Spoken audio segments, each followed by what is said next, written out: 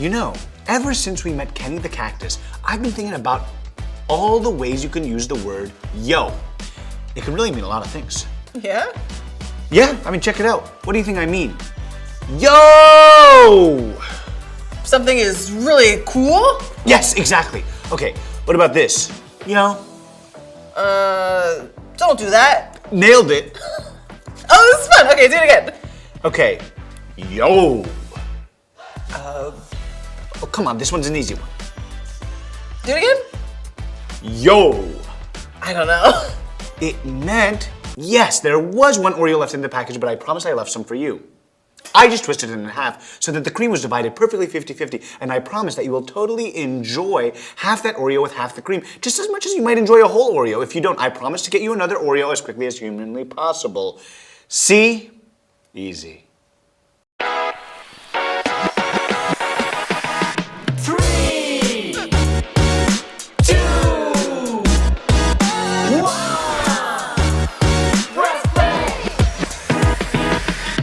I'm Jay. And I'm Emma. Welcome to Press Play. You know, we've been hanging out in the desert a lot, just like the Israelites wandered in the desert for a long time. It must have been hard for them to believe they were actually getting somewhere. Yeah, it's hard to believe in promises that take a long time to happen.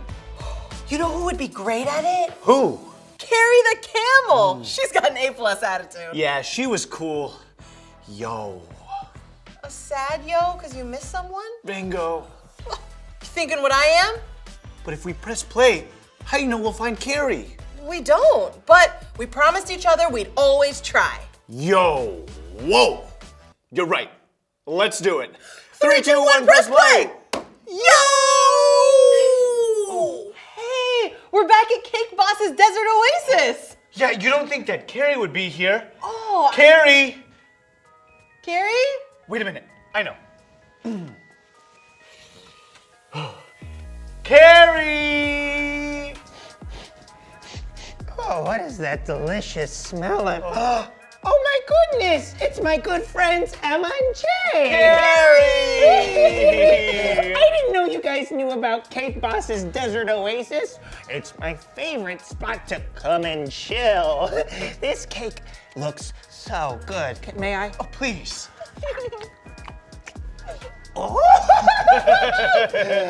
Carrie, we were just talking about you. Yeah, we've been learning about the Israelites wandering through the desert, and we were talking about how hard it would have been to keep a good attitude. I agree.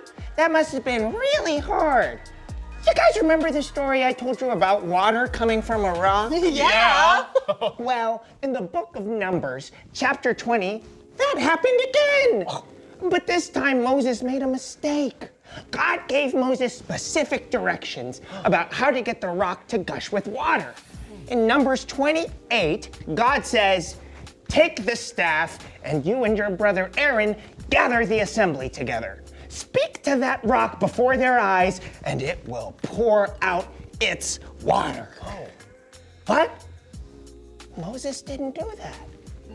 Instead, in verse 11, it says, "Then Moses raised his arm and struck the rock twice with his staff.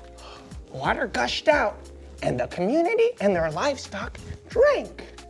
Okay, so they still got water. So what's the big deal? Yeah, but Moses didn't do exactly what God said. That wasn't cool. So Moses wasn't going to be the one to lead the people of Israel into the land God had promised. Yo! Yo is right. Wait, why are you guys saying yo all of a sudden? Oh, it's from someone else we met. Look, no offense, but this isn't a very Carrie the Camel-like story. Where's the cheer, the joy? Oh. Yo! Emma, thank you for thinking of me so joyfully. In fact, I had my main man, Cake Boss, whip up Carrie the Camel's special caramel cheesecake, just in case you all showed up again. Right over there. Whoa! And looks like I brought my trusty forks. Thanks. Enjoy. And as you do, let me tell you the book of Deuteronomy, chapter 34. Moses climbed a mountain, and when he was up there, God showed him the place that was promised to the Israelites. He got to see it with his own eyes. Then God talked to Moses about a guy named Joshua who would continue to lead the people into the promised land. You see, Moses died soon after this trip to the mountain, and Joshua would need to lead them next. Even though Moses didn't get to experience the place God had provided, he got to see it and remember the special promises God had made. Remembering God's promises can be a powerful thing. So, Emma, that's what all of us can do.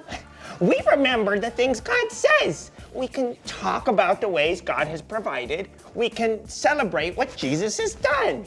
We can be cheery, carry the camel types, just like me, because we can remember God's promises. Whoa, the big idea alarm. We gotta go, Carrie.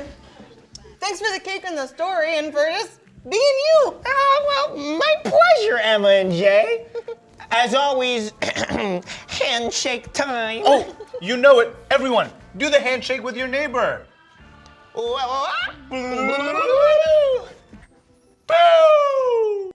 Whoa, we gotta bring our donuts back? Yo, ho, ho, ho, ho, doodle-a-dee-doo.